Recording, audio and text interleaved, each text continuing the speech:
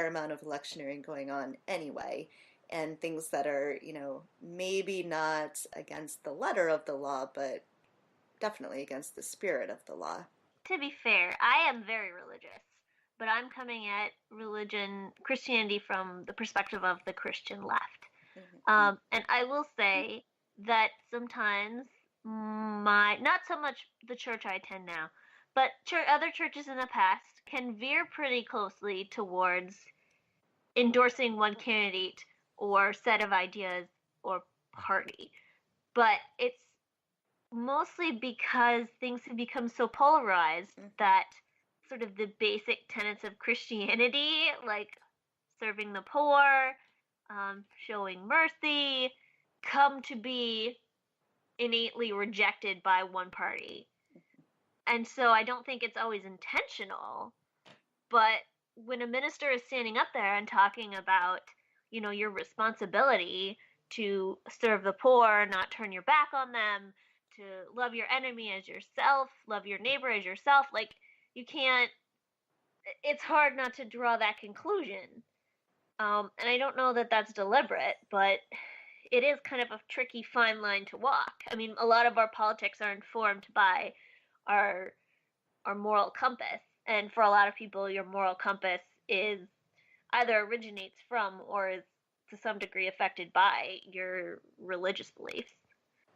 Well, and, not just your religious beliefs. So, I can imagine a situation where the Sarah's Circle board might want to say to people who are involved in volunteering at Sarah's Circle, this is the candidate who would be most helpful to the kind of, things that we're trying to accomplish. Now, they can't do that right now, and so I'm sure that they are very careful about not doing that. But it's easy to imagine that they might want to. I absolutely think Planned Parenthood would love if they could endorse certain candidates, but they can't, and they explicitly don't. So there is, I think, a very real danger in, there's a reason that these nonprofits don't want the Johnson Amendment to be repealed. I think there is that danger that a lot of the campaign money is going to go into these nonprofits, and it's going to be, the message is going to be spread in that way. But it's also easy to see, not just one side or another, how sort of all nonprofits could use that sort of platform then to endorse certain candidates, and why they might at some moments want to, and why it's difficult not to right now. I think too it's important to think, like, it's easy when thinking about it to think, oh, I don't want anybody whose ideas I don't like to end up with this option.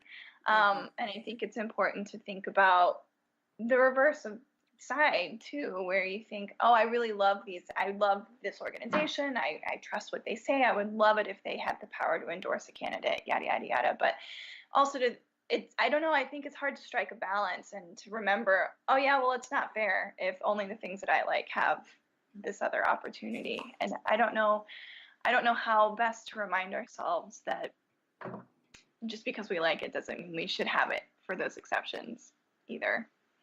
That's true. And then think about, I think too, like, what about the people who don't like the candidate who I like, but who still support the organizations that I do? It's kind of alienating for a broad kind of organization that's not political in the first place, then to maybe kind of stick their nose where it doesn't belong, So it's risky on that side too, that you could push some people who support your cause out of your realm because you're supporting politics that they don't like, believe it or not, Yeah. Well, luckily this podcast is not a nonprofit. I don't actually know the rules about whether we're allowed to endorse candidates. If anyone knows anything about, I don't know, are we governed by the FCC? We're going to endorse the hell out of some candidates. Yeah, I have definitely been involved with nonprofits where it has been very difficult not to get into electioneering. It's been the kind of thing that you want to do. And I have likewise been involved in organizations that could not claim nonprofit status because they needed to electioneer. Oh, So, interesting. I think that's the other side of things. And, it sounds like we are all leaning toward saying the Johnson Act should remain, and I think that's what, the nonprofit organizations themselves seem to be saying, at least the ones in the, what is it, Nonprofit Quarterly? Mm-hmm. So, but I can see upsides of the amendment being repealed. So, if it is repealed, because there's only so much we can do about laws, so if it is repealed, then we should just make sure we take full advantage of that. Hey, you got to work in the system that's there. So I think one question, Sophie, that you'd posed that we skipped past is conservatives often say that a lot of the responsibility for public service should come from nonprofits. That, this isn't the role of the government. A lot of my libertarian friends like to say this sort of thing as well.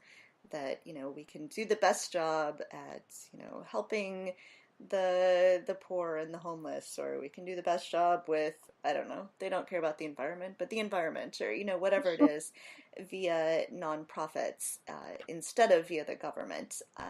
So as people who are very involved in nonprofits, how do you react to that? Oh, that's the worst. Yeah. I just the government is for as many problems as the government has. I think it's such an expansive. I mean, it's a foundation, and it's a foundation that has types of resources that you just can't get anywhere else. And if you were to take away some of the services that government inherently is supposed to provide in order to help people live comfortably at the very base level of living, I just don't know that there's enough in the way of organized and systematic resources. There's just not a network in place that could replace it.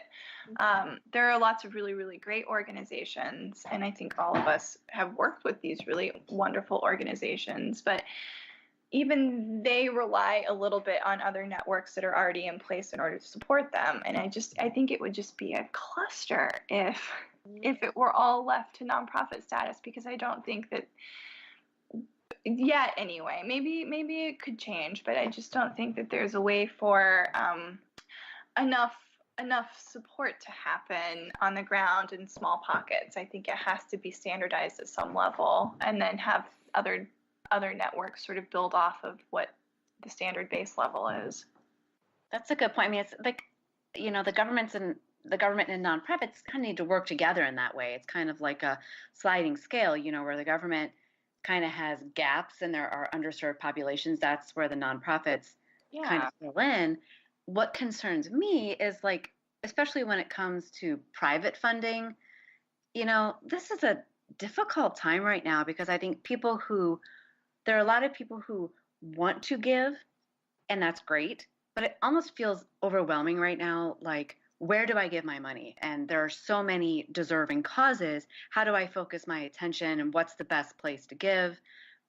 And then once you narrow that down, those resources, no matter how deep your pockets are, those wells go dry eventually. And when you're asking for so much from people, it's like with the fundraising, how many times can I ask someone to support my cause? They're going to get tired of it and support something else.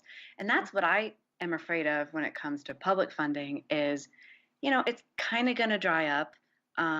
People are going to get overwhelmed, and sometimes they give money to one organization at the expense of another. And so it's an unfair kind of situation to be put in, to put all the financial burden on private donors, when frankly I see that that's the role of the government.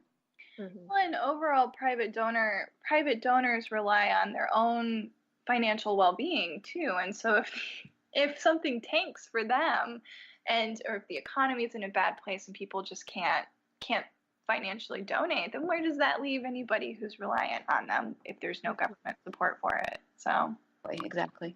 It's also just a lot of pressure and responsibility on the nonprofits too. I mean, right now the nonprofit world is already kind of overwhelmed and underfunded.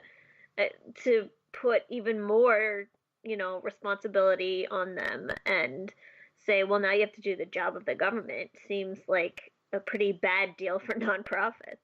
Mm-hmm. Yeah. I think it's a financially bad deal. Frankly, I think it's probably a pretty good sociological ideology.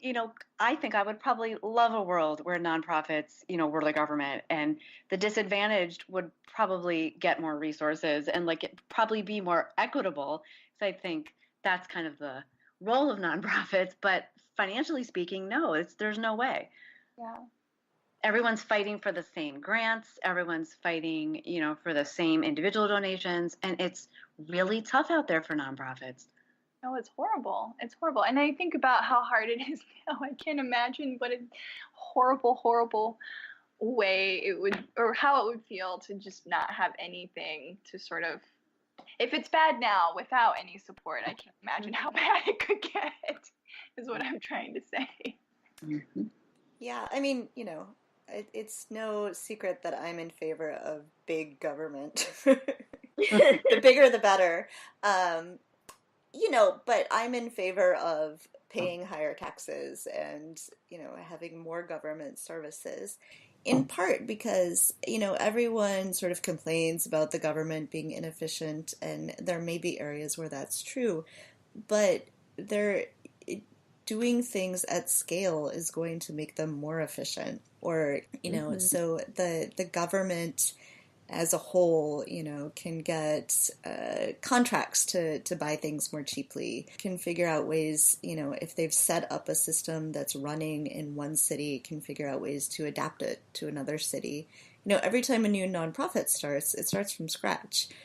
Mm-hmm. Starts all over again, has to build all those contacts, has to figure out the best way to do things. And there are amazing nonprofits who do this really well. And of course, they don't totally start from scratch. There's usually someone who knows what they're doing at the beginning. But, it's a lot of effort that's being duplicated over and over again, in a lot of different places, or even sometimes in the same place. And, it's not the most efficient way to run things. I think a model where the government is funding these things, you could still have situations where the government gives a certain amount of money to a group of people who have a good idea and then sees if it works. And if it does, then great, you can expand that to other locations. But, it doesn't make sense to me to sort of redo all of that effort of figuring everything out. When we have a government, we should have a government that can support these things. And at a very basic level, there are just problems that only the government can solve. Yeah. Can we just talk about the hilarious irony of conservatives complaining about the efficiency of government while they're also cutting the funding for government? Mm-hmm. Yeah, of course it's inefficient. Maybe if you funded it, it would work better. Am I taking crazy pills? Well, someone is. I don't think it's you. Threatening and threatening to shut down the government. That is so. It just makes no sense. Oh, no, it's it's ridiculous. Yeah. So I guess the short answer to that is no. Nonprofits shouldn't have to do all of the public service. It makes no sense from a structural or financial standpoint. And we should have a bigger government that is run by different people. Agreed.